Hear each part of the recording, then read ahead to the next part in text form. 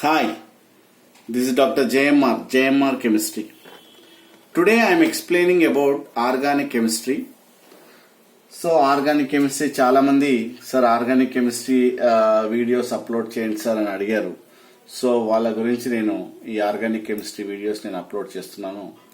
చాలా మందికి organic chemistry అంటే చాలా భయం. సో ఎందుకోసం అంటే చాలా కాంప్లెక్సిటీ ఎక్కువగా ఉంటుంది సార్ అని భయపడతారు. సో భయపడాల్సిన అవసరం లేదు, ఇట్ ఈస్ చాలా ఈజీ. సో ఈ వీడియోస్ను అయిపోయేంత వరకు చూస్తూ ఉండండి. రెగ్యులర్గా నేను ఈ ఆర్గానిక్ కెమిస్ట్రీ వీడియోస్ మీకు అప్లోడ్ చేస్తూ ఉంటాను. సో ఆర్గానిక్ కెమిస్ట్రీ అంటే ఏంటంటే organic chemistry is nothing but hydrocarbon compounds. అంటే దీంట్లో మేజర్గా what happened, carbon and hydrogens ఉంటాయి. దీన్నే we can call it as carbon compounds అంటారు. ఏమంటారు? కార్బన్ కాంపౌండ్స్ అంటారు. So here carbon compounds, so naturally it is made up of only carbon atoms are it contains at least one carbon atom అని చెప్పారు. కాబట్టి దీన్ని మనం సపరేట్గా చదువుకుంటాం. ఎందుకు దీన్ని సపరేట్గా చదువుకుంటాం అనేది నేను మళ్ళీ చెప్తాను. ఇక్కడ ఇన్ 1815లో జే బెర్జీలియస్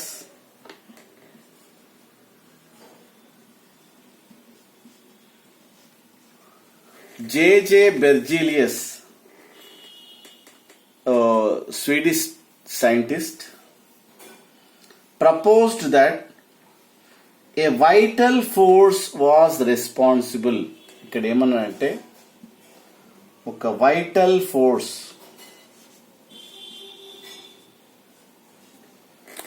అంటే vital force is responsible for the formation of organic compound అన్నాడు. ఇతను ఈ టర్మినాలజీ యూజ్ చేస్తున్నాడు. ఏంటది? వైటల్ ఫోర్స్ ఉండడం వల్ల అది ఆర్గానిక్ కాంపౌండ్స్ ఫామ్ చేస్తాయి అని చెప్పినాడు. ఇంకా ఏం చెప్పినాడు? ఈ ఆర్గానిక్ కాంపౌండ్స్ అనేటివి ఇక్కడ ఈ కాంపౌండ్స్ రెండు రకాలుగా మనం చెప్పొచ్చు. ఒకటేమో ఆర్గానిక్ కాంపౌండ్స్ అని, ఇంకొకటి ఇనార్గానిక్.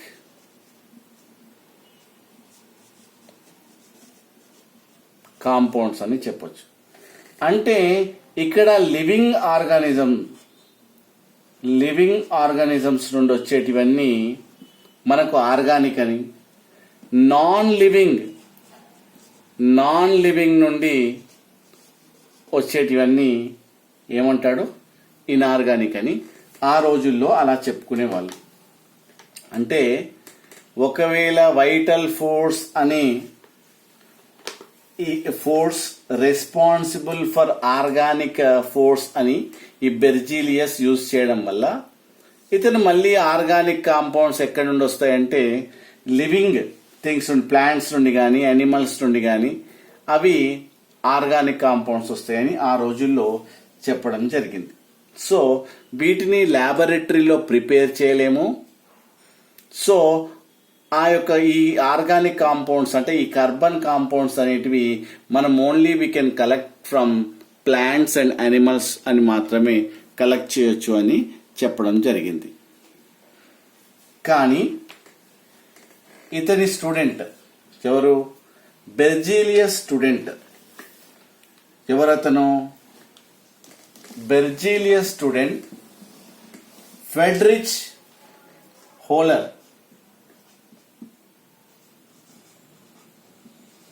ఫ్రెడరిచ్ హోలర్ అనే సైంటిస్ట్, అంటే బెర్జీలియస్ స్టూడెంట్, ఇన్ 1828లో అతను ఏం చేశాడంటే when lead cyanate react with ammonia and water తోని రియాక్ట్ చేయనట్టయితే మనకు ammonium cyanate plus lead hydroxide రావడం జరిగింది.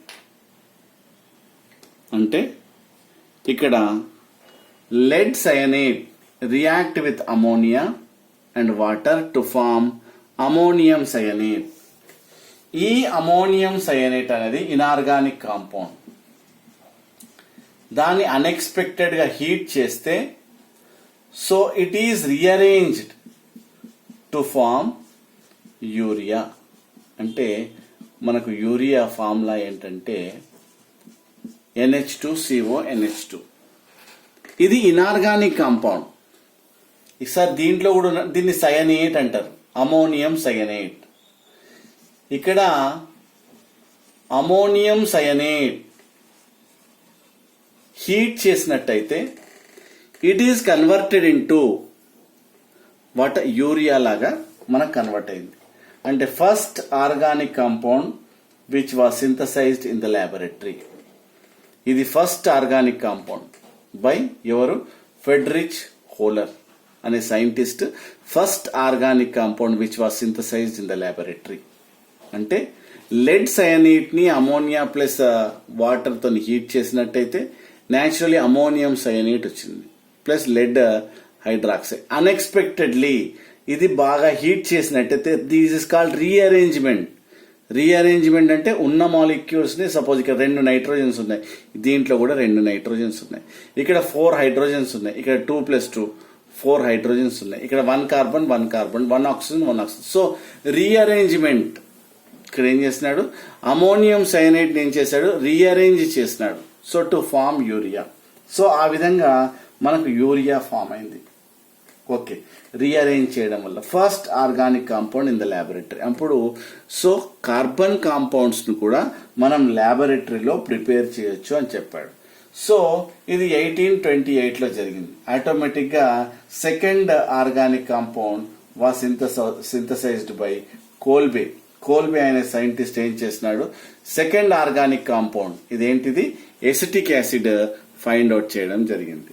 దాని తర్వాత ఇమీడియట్ గా 1856 చూసినట్టయితే మనకు మీథేన్ బై వాటర్ బెర్తలాట్ అనే సైంటిస్ట్ ఏం చేసినాడు? మనకు methane. So first organic compound, second organic compound and third organic compound. So ఈ విధంగా మనకు ఆర్గానిక్ కాంపౌండ్స్ ల్యాబొరేటరీలో కూడా మనం ప్రిపేర్ చేయొచ్చు అని చెప్పడం జరుగుతుంది. ఓకే, సో మనకు డౌట్ వస్తుంది. సో ఇది చాలా కాంపిటేటివ్ టైప్ ఆఫ్ ఎగ్జామ్స్ లో అడుగుతూ ఉంటాడు.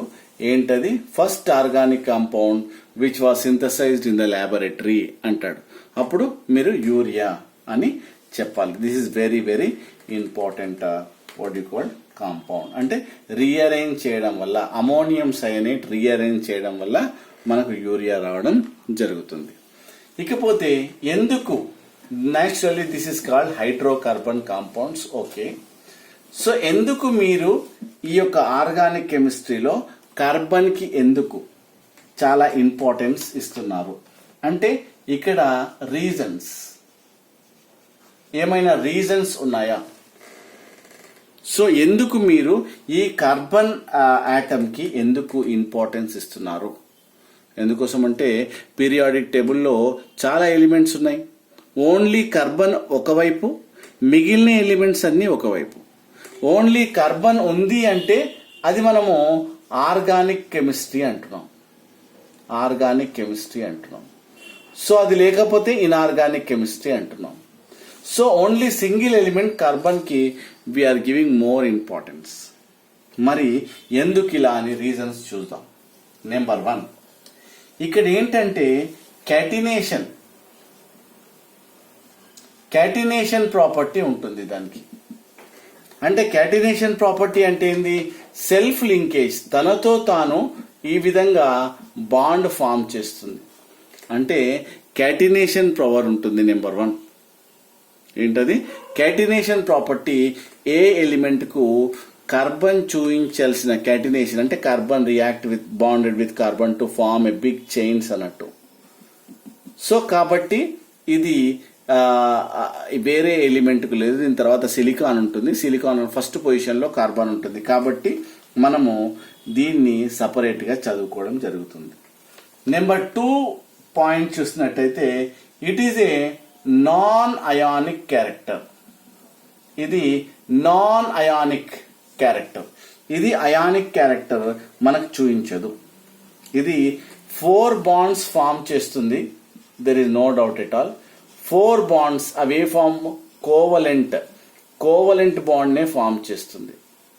4 కూడా కోవలెంట్ బాండ్స్ ని ఫామ్ చేస్తుంది. సో నాన్ అయానిక్ కాబట్టి దీన్ని మనము సపరేట్ బ్రాంచ్ గా చదువుకోవడం జరుగుతుంది. Number 3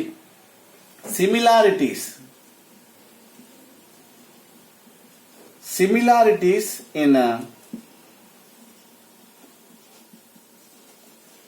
behaviour.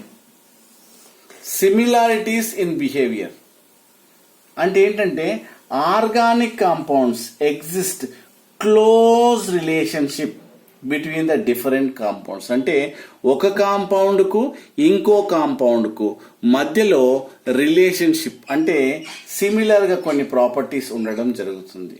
కాబట్టి మనము ఈ ఆర్గానిక్ కెమిస్ట్రీని మనము సపరేట్ బ్రాంచ్గా చదువుకుంటాం. Next isomerism.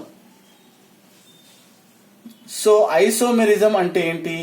Same molecular formula different different structures ఉంటాయి. నేను దీని గురించి సపరేట్ వీడియో మీకు చేస్తాను. సో ఇక్కడ same molecular formula but different structure ఉన్నాయి కాబట్టి మనము కార్బన్ కి ఇంపార్టెన్స్ ఇచ్చి సపరేట్ బ్రాంచ్ ఏ ఎలిమెంట్ ఈ విధంగా ఐసోమెరిజం చూపించదు. సో ఎక్కువ ఐసోమర్స్ ఫామ్ చేస్తాయి. Next complexity of organic molecules means ఇక్కడ కాంప్లెక్సిటీ అంటే ఏంటంటే ఇక్కడ organic molecules are usually large and structurally more complex. పెద్ద పెద్ద కాంపౌండ్స్ ఫామ్ చేస్తాయి కదా, అందు గురించి మనము సపరేట్ బ్రాంచ్ గా మనము చదువుకోవడం జరుగుతుంది. Next number 6 the rate of a reaction. Rate విషయానికి వస్తే for organic reactions are very very slow. అంటే కొన్ని స్లోగా జరుగుతుంది, అంత ఫాస్ట్గా జరగదు. మెకానిజం దాంట్లో జరిగి ఆ తర్వాత ప్రోడక్ట్స్ ఫామ్ అవుతాయి కాబట్టి the rate of reaction is very slow. So that is why here what happened ఒక సపరేట్ బ్రాంచ్గా మనం చదువుకోవచ్చు. 7th పాయింట్ చూసినట్టయితే సాల్యుబిలిటీ. చూసినట్టయితే they are soluble in non polar solvents. ఇవి నాన్ పోలార్ సాల్వెంట్స్ లో సాల్యుబుల్ అవుతాయి కాబట్టి వీటికి మనము సపరేట్ గా మనము చదువుకోవచ్చు. అంటే బోత్ అంటే పోలార్ లో నాన్ పోలార్ లో కాకుండా ఓన్లీ నాన్ పోలార్ సాల్వెంట్స్ లో సాల్యుబుల్ అవుతాయి కాబట్టి దీన్ని మనం సపరేట్ బ్రాంచ్ గా చదువుకోవచ్చు. సో దీని ఆరిజిన్ చూసినట్టయితే ఎక్కువగా ప్లాంట్స్ అండ్ యానిమల్స్ నుండి ఆరిజిన్. ప్లాంట్స్ అండ్ యానిమల్స్ అప్పుడులో చెప్పారు కాబట్టి plants and animals are vegetables నుండి వస్తాయి కాబట్టి సో మనం సపరేట్ గా చదువుకోవచ్చు. సో ఈ విధంగా మనము టోటల్ దానికి ఉండే క్యాటినేషన్ పవర్ కానీ లేదంటే నాన్ అయానిక్ నేచర్ కానీ లేకపోతే సిమిలారిటీస్ ఇన్ బిహేవియర్ లో కానీ నెక్స్ట్ ఐసోమెరిజం లో కానీ కాంప్లెక్సిటీ ఆఫ్ ఆర్గానిక్ మాలిక్యూల్స్ లో కానీ the rate of reaction slow విషయంలో కానీ ద సాల్యుబిలిటీలో కానీ నెక్స్ట్ ఇవన్నీ ద ఆరిజిన్ లో కానీ ఇవన్నీ కూడా మనము we can say like that. So we are giving these are the reasons to treat organic chemistry as a separate branch. మనం సపరేట్ బ్రాంచ్ గా చెప్పుకోవచ్చు. మరి ఇక్కడ నేను కార్బన్ ఫార్మ్స్ 4 బాండ్స్ అని చెప్పాను. సో మనకు ఒకసారి కార్బన్ గురించి చదువుదాం. Carbon atomic number is 6. దీంట్లో ఎలక్ట్రానిక్ కాన్ఫిగరేషన్ చూసినట్టయితే 1s2 2s2 2p2. సో S2లో 2 ఎలక్ట్రాన్స్, P అంటే న్యాచురల్లీ 3 డీజెనరేట్ ఆర్బిటాల్స్ మీకు తెలుసు, ఇలా ఉంది. మరి 2sలో 2pలో సేమ్ ఎనర్జీ లెవెల్ ఉంటుంది, 2s అండ్ 2p. ఇలా ఉంటే 2 బాండ్సే ఫామ్ చేస్తుంది. కానీ ఈ సెకండ్ ఆర్బిట్లో 2 ఆర్బిటాల్స్ ఉంటాయి, s as well as p. మరి ఇక్కడ due to presence of vacant orbitals, vacant ఉంది కాబట్టి అప్పుడు దీంట్లో ఉండే ఎలక్ట్రాన్ దీనికి జంప్ చేస్తుంది. ఎందుకోసం అంటే దీంట్లో 2sలో 2 ఎలక్ట్రాన్స్ ఉంది, దెన్ దాని తర్వాత ఇక్కడ 2pలో 0 ఎలక్ట్రాన్, దీంట్లో 1, దీంట్లో 1. సో దీన్ని అంటారు ఫస్ట్ గ్రౌండ్ స్టేట్ అని. మన గ్రౌండ్ స్టేట్ అంటే నార్మల్గా. ఎక్సైటెడ్ స్టేట్ అంటే ఏంటి? ఈ యొక్క ఎలక్ట్రాన్ అంటే the energy difference between 2s and 2pకి దగ్గరగా ఉంటుంది కాబట్టి ఈ ఎలక్ట్రాన్ దీనికి జంప్ చేస్తుంది. అప్పుడు నీకు naturally how many electrons are there? ఇక్కడ 4 అన్పేడ్ ఎలక్ట్రాన్స్. మీరు నిద్రలో లేపి అడిగినా చెప్పాలి 4 అన్పేడ్ ఎలక్ట్రాన్స్ ఉంటాయి. వీటిని అన్పేడ్ అంటారు. అంటే దీంతో ఒకటి, దీంతో ఒకటి, దీంతో ఒకటి, దీంతో ఒకటి బాండ్ ఫామ్ చేస్తాయి. అంటే కార్బన్ ఫార్మ్స్ 4 బాండ్స్ అని చెప్పాలి. Carbon forms 4 bonds. ఇలా నెంబర్ 1 అన్ని సింగిల్ బాండ్స్ అయినా ఫామ్ చేసుకోవచ్చు, లేదంటే ఒకటి డబుల్ బాండ్, 2 సింగిల్ బాండ్స్ అయినా చేసుకోవచ్చు, లేదు అంటే 2 డబుల్ బాండ్స్ చేసుకోవచ్చు, లేదు అంటే ఒక triple bond, 1 single bond.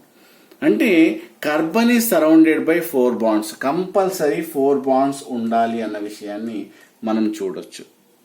Next the bond. Next విషయానికి వస్తే bond between carbon and carbon and carbon and hydrogen are very strong. So very very strong. ఎందుకోసం అంటే వాటి మధ్యలో స్ట్రెంగ్త్ ఎక్కువగా ఉంటుంది. మనము బ్రేక్ చేయాలంటే చాలా కష్టం. దీంట్లో ఎలక్ట్రోనెగటివిటీ విషయానికి వస్తే ఇక్కడ 2.5 అంటే అది మరీ ఎక్కువ కాదు, మరీ తక్కువ కాదు. అంటే ఈ రెండింటి మధ్యలో ఎలక్ట్రోనెగటివిటీ నియర్లీ దీనికి 2.1 ఉంటుంది, దీనికి 2.5 ఉంటుంది. దానికి ఎక్కువగా లాక్కోలేదు కాబట్టి here they are not tendency to attract. కాబట్టి ఇక్కడ ఏమవుతుంది? సో అది కోవలెంట్ బాండ్ ఫామ్ చేస్తుంది. ఇంకో విషయం ఏంటంటే ద అయోనైజేషన్ ఎనర్జీ. నేను చెప్పాను the tendency to remove electron. ఒక ఎలక్ట్రాన్ తీయాలనుకుంటే 1084 కిలో జౌల్స్ పర్ మోల్. అంటే this much energy is needed. ఎంత ఎనర్జీ కావాలి? So 1084 kilo joules per mole. అంటే ఇది చాలా ఎక్కువ. ఎందుకోసం అంటే ఇవి కోవలెంట్ బాండ్ ని ఫామ్ చేస్తున్నాయి కాబట్టి ఇట్ ఈస్ వెరీ డిఫికల్ట్. అంటే మోర్ ఎనర్జీ ఈజ్ నీడెడ్ అన్న విషయాన్ని ఇక్కడ చెప్పడం జరుగుతుంది. So this is about what the reasons. So ఇక్కడ చూసినట్టయితే సపోజ్ ఎక్కడైనా సింగిల్ బాండ్ ఉందనుకోండి, మీరు అది 100% సిగ్మా బాండ్ అని, లేదంటే 2 బాండ్స్ ఉంటే ఒకటి సిగ్మా బాండ్ ఫామ్ చేస్తుంది, ఇంకోటి పై అని. ఇక్కడ ట్రిపుల్ బాండ్ ఉంటే ఒకటి సిగ్మా అని, 2 పై బాండ్స్ అని చెప్పాలి. So like this here what happen to form the respective products అని మనము చెప్పొచ్చు. కాబట్టి దీస్ ఆర్ ద రీజన్స్. అంటే నిద్రలో లేపి అడిగినా చెప్పాలి carbon forms how many bonds. అంటే కార్బన్ 4 బాండ్స్ ఫామ్ చేస్తుంది. Very very very very very important. ఎందుకోసం అంటే చాలా మంది ఎందుకు 3 బాండ్స్ ఫామ్ చేస్తే ఏమవుతుంది? 3 బాండ్స్ అంటే అన్స్టేబుల్, 2 అంటే అన్స్టేబుల్. కంపల్సరీ చూసారు ఇలా 1 2 3 4 1 2 3 4 1 2 3 4 1 2 3 4. This is very very important. కాబట్టి కార్బన్ టెట్రావాలెంట్ అంటారు. టెట్రా అంటే ఏంది? 4 అంటే 4 బాండ్స్ ఫామ్ చేస్తాయి అని అర్థం. అర్థమైందా? So this is about introduction beta. మళ్ళీ నెక్స్ట్ క్లాస్లో I will explain in detail about classification of organic chemistry. Okay, so మీకు ఈ వీడియో నచ్చినట్టయితే లైక్ చేయండి, షేర్ చేయండి, సబ్స్క్రైబ్ చేయండి. Thank you. This is doctor JMR chemistry.